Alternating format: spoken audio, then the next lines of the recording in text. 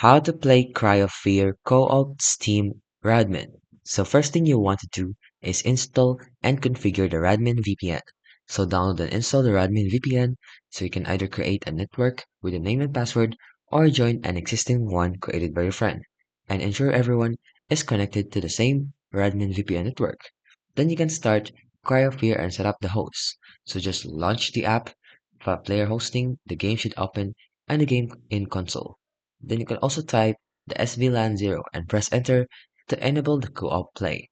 Then you can now start a co-op game within Cry of Fear. So joining the game, other players should also launch Cry of Fear and open the console. Find the host's Radmin VPN IP address and type connect followed by the host's IP address and press enter. So make sure to do some troubleshooting. So if you have troubleshooting connections, and then ensure your firewalls aren't blocking the connections. So you may need to add CryoFear as an exception in your firewall settings.